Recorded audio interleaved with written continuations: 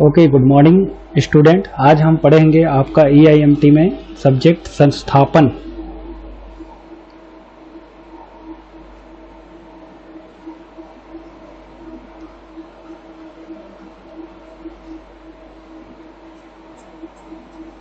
जिसको इंग्लिश में बोलते हैं इंस्टॉलेशन। देखिए होता क्या है इंस्टॉलेशन। बेसिकली सभी प्रकार के संस्थाओं एवं उद्योग में मशीनों के सुरक्षित ढंग से लंबे समय की स्थिति के लिए प्रचालित होने होते हैं, जिसमें कंपन होगा, मैकेनिकल हॉर्स होगा, है ना, शोर होंगे, है ना। ये सारी चीज को कम से कम करने के लिए, मिनिमम करने के लिए आपका संस्थापन की जरूरत पड़ती है। ठीक है, तो वैसे संस्थापन का सामान्य अर्थ है मशीनों को सिर्फ किसी कार्य स्थल विशेष पर रखना या स्थापित करना होता है। परंतु जो इंजीनियरिंग मशीनें हैं, जो इलेक्ट्रिकल इंजीनियरिंग मशीनें हैं, उसका संस्थापन का अर्थ दूसरा होता है। उसका संस्थापन का अर्थ होता है उसको बहुत ही सुरक्षित ढंग से एक जगह से दूसरे जगह ले जाना और उतना ही लोगों को सुरक्षित ढंग से उसके काम करने की सहूलियत के अनुसार से संस्थापन करना। तो ये होता है आपका संस्थापन। संस्थापन के लिए बहुत सारी चीज की जरूरत रहेगी। पहला तो रहेगा आपका ट्रांसपोर्टेशन। फर्स्ट जो रहेगा रिक्वायरमेंट, है ना, पहला रिक्वायरमेंट रहेगा ट्रांसपोर्टेशन, जिसको हम बोलते हैं, हिंदी में बोलते हैं परिवहन।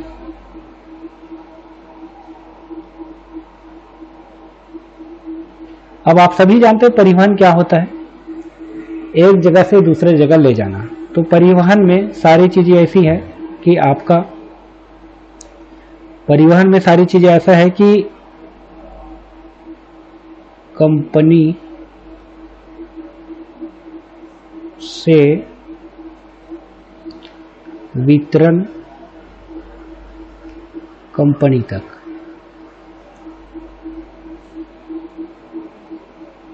जैसे CSPDCL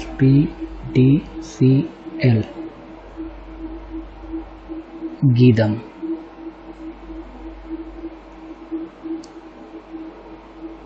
हमने CSPDCL गीदम को एक ट्रांसफार्मर की रिक्वायरमेंट दी है, रिक्वायरमेंट फीस भी हमने पे कर दी है।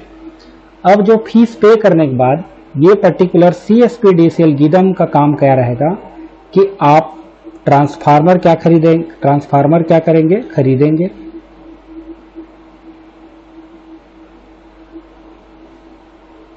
खरीदेगा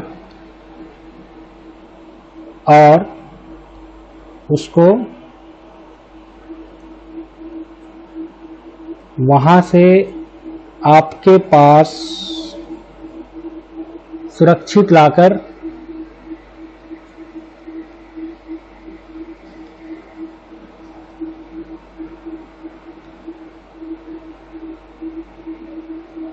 लगा देगा।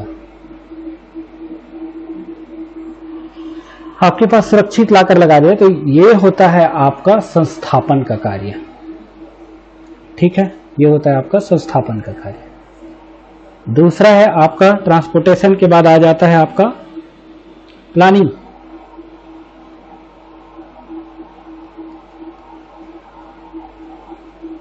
प्लानिंग को बोलते हैं योजना।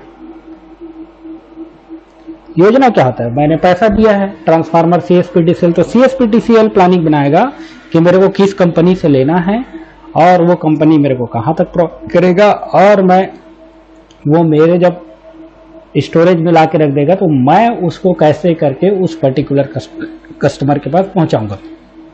ये प्लानिंग होता है। इसको हम सिंपल में रोड मैप भी बोल सकते हैं, सिंपल हम रोड मैप भी बोल सकते हैं इसको, इस प्लानिंग होता है।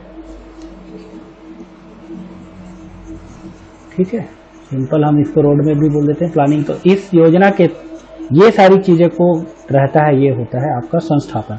उसके बाद और बहुत सारी चीज आता है, प्रोजेक्शन आता है, सुरक्षा आता है ना, प्रारंभिक व्यय आता है, ठीक है, टिकाऊपन आता है,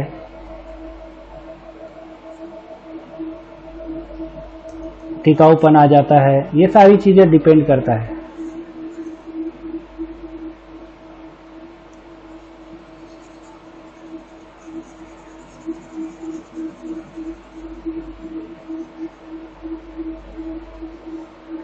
ठीक है, ट्रांसपोर्टेशन हो गया, प्लानिंग हो गया। अब देखते हैं कि उस प्लानिंग के अंतर्गत और क्या क्या चीजें जो आ जाएगी।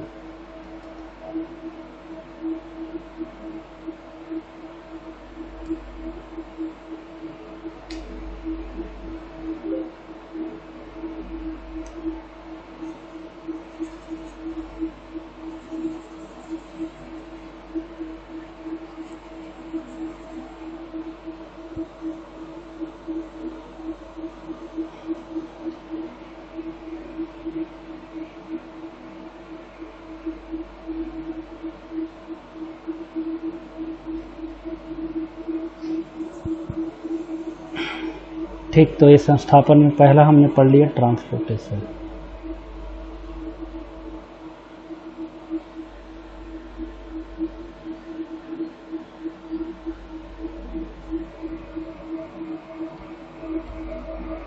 दूसरा पढ़ लिया प्लानिंग।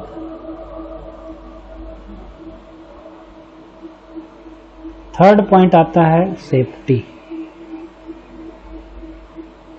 अब देख लीजिए, हमने जब इंस्टॉलेशन किया तो उसकी सेफ्टी पे हमने क्या क्या ध्यान दिया। तो सिंपल सी बात है, हम उसमें इलेक्ट्रिकल है तो सेफ्टी की जितने भी सेफ्टी मेजर्स है वो सबको हमको फॉलो करना पड़ेगा। फिर उसके बाद नेक्स्ट है आपका चौथा नंबर है इनिशियल कास्ट, प्रारंभिक कास्ट।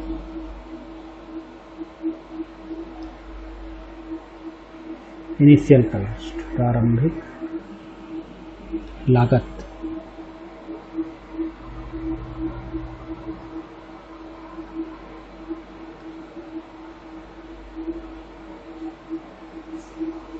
पांचवा प्रारंभिक लागत, सभी जानते हो कि हम कितना पैसा लगाएंगे। पांचवा हो जाएगा आपका टिकाऊपन, कितने दिन तक चलेगा, जिसको इंग्लिश में बोलते हैं ड्यूरेबिलिटी।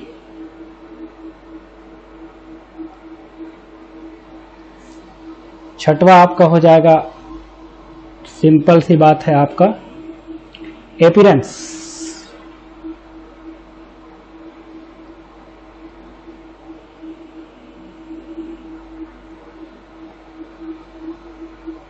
अपीयरेंस,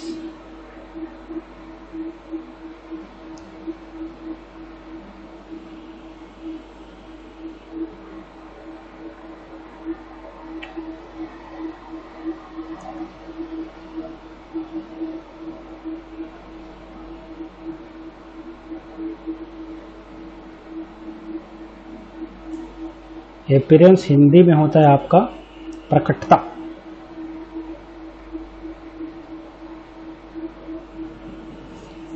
या जिसका रूप बोलते हैं। नेक्स्ट हो जाएगा सातवां आपका, नेक्स्ट आपका हो गया सुगमता।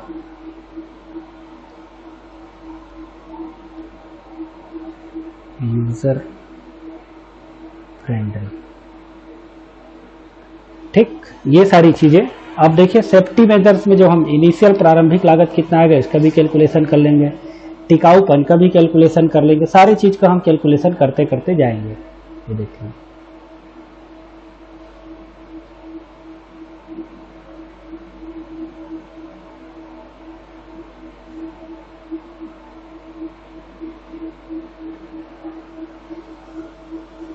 ठीक है। उसके बाद ड्यूरेबिलिटी, कितना टिकाऊपन है आपका, जो सामने वाला कंपनी दे रहा है वो कितना टिकाऊ का दे रहा है। अपीयरेंस, उसका अपीयरेंस आसपास के पॉपुलेशन पे क्या पड़ेगा या हमारी जीवन पे क्या पड़ेगा, वो अपीयरेंस है। जैसे अच्छा ट्रांसफार्मर लग जाएगा तो लो वोल्टेज की प्रॉब्लम खत्म हो जाएगी। सुगमता, यूजर फ्रेंडली, जैसे मोबाइल आया वो यूजर फ्रेंडली नहीं रहता तो आजकल मार्केट नहीं होता। तो ये है आपका संस्थापन के मुख्य कारक। सिमिलरली सेकंड है आपका अब विद्युत मशीन का वर्गीकरण।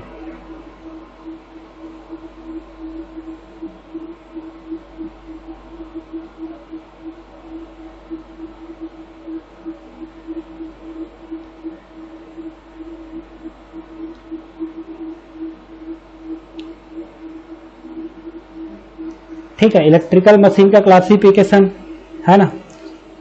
तो इलेक्ट्रिकल मशीन का क्लासिफिकेशन बेसिकली किया गया है आपका, ठीक है, उसके पावर के ऊपर। तो पहला है आपका लो पावर,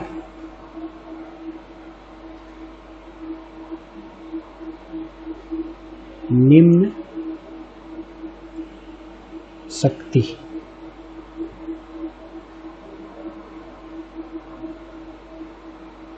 ठीक, तो ये लो पावर पे है।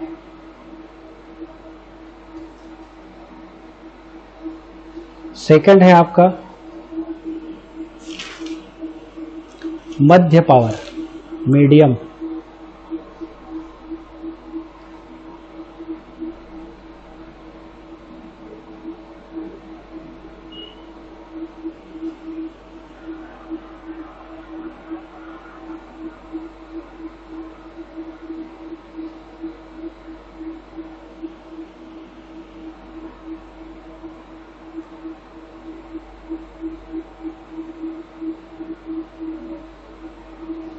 थर्ड है आपका उच्च पावर,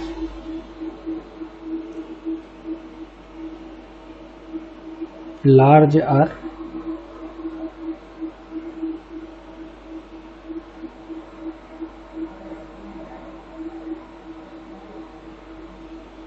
हेवी।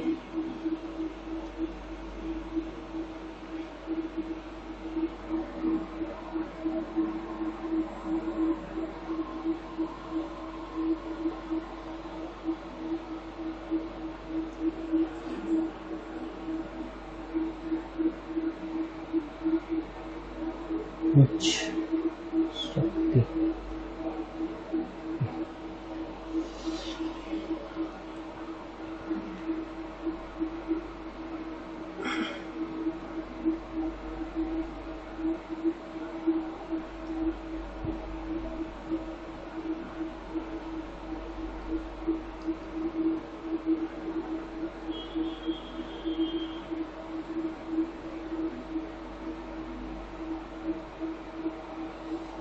तो देख लीजिए आपका जो निम्न पावर है, निम्न पावर है, ये है आपका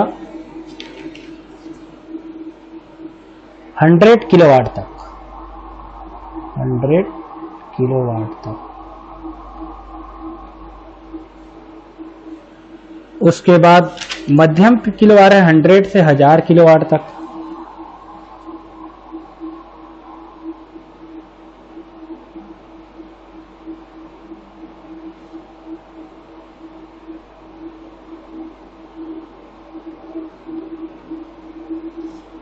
और उसके बाद है आपका उससे ऊपर 1000 से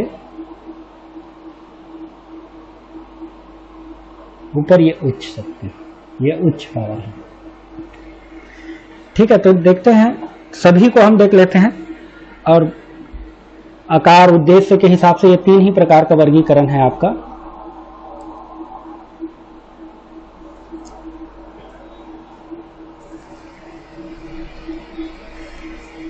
अब हम आ जाते हैं आपका परिवहन की प्रक्रियाएं, क्या क्या प्रक्रिया होती है। तो एक रहता है फुली असेंबल्ड, दूसरा रहता है disassembled. Classification of electrical machine basis of the method of CP.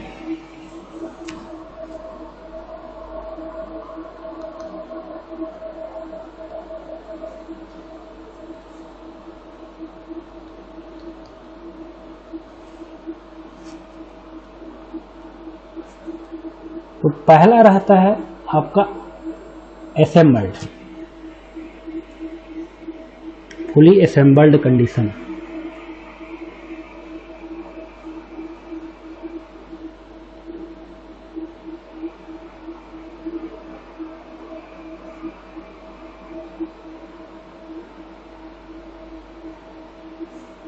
और दूसरा रहता है आपका डिसेंबल्ड।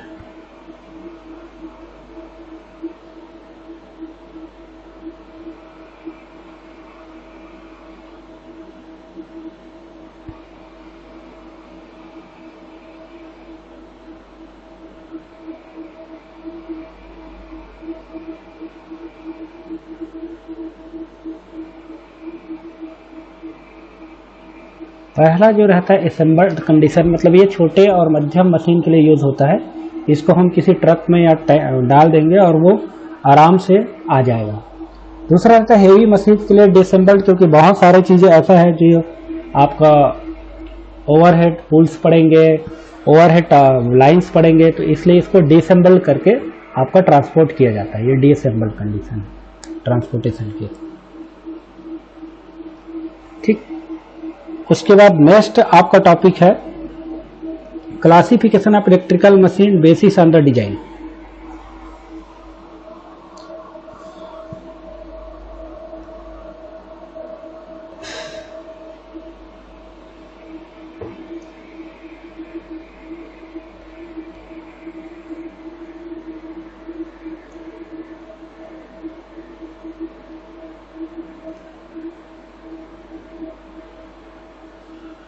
तो बेसिस ऑन द डिजाइन के हिसाब से है ना, प्रथम श्रेणी,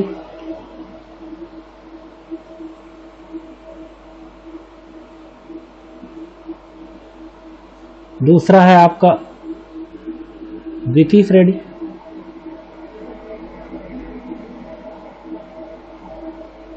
तीसरा है आपका उच्च श्रेणी, तृतीय श्रेणी।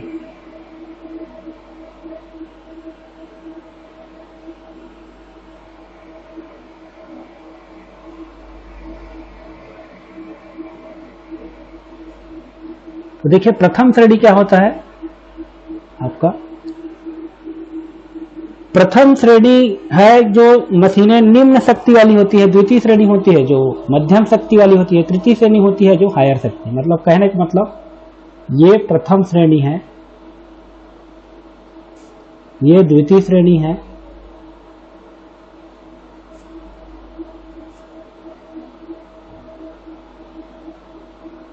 और ये तृतीय श्रेणी है।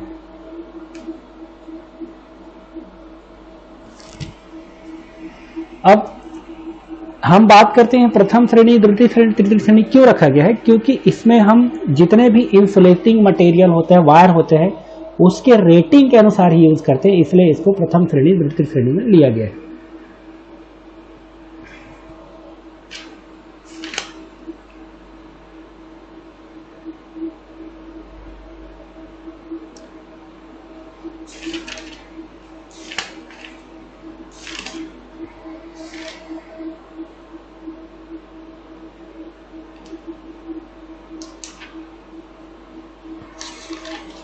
अब हम नेक्स्ट पढ़ेंगे सीधे सीधे आपका ये एक आईएमपी क्वेश्चंस है, जिसमें ये रहता है कि handling and transportation of electrical machine to site, इसके क्या क्या होता है और क्या चीजें हैं।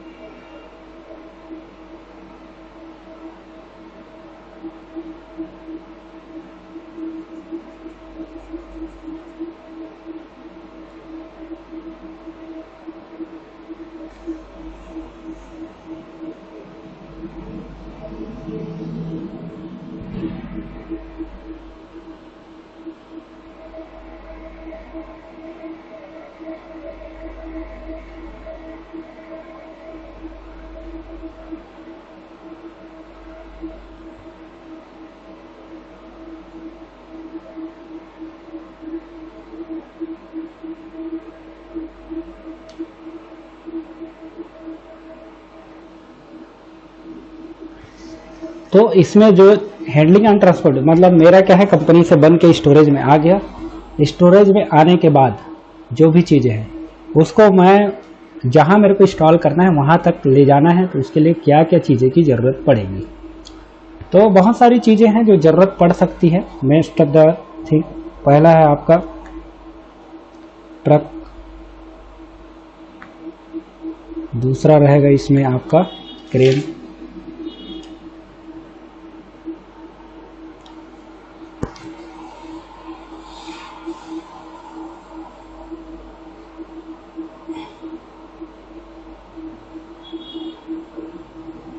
तीसरा रहेगा आपका ब्लॉक, चौथा रहेगा हॉइस्ट, पांचवा रहेगा आपका हाइड्रोलिक,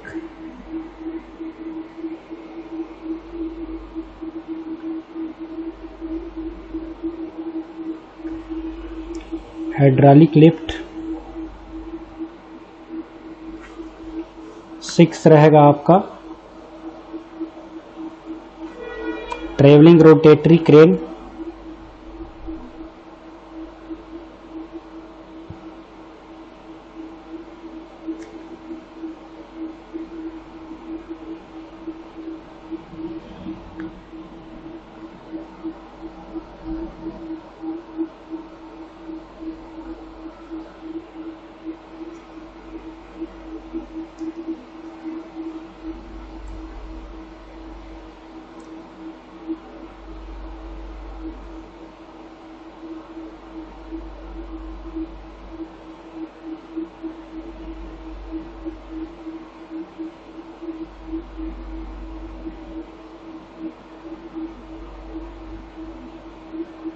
सातवां हो जाएगा आपका जीप क्रेन,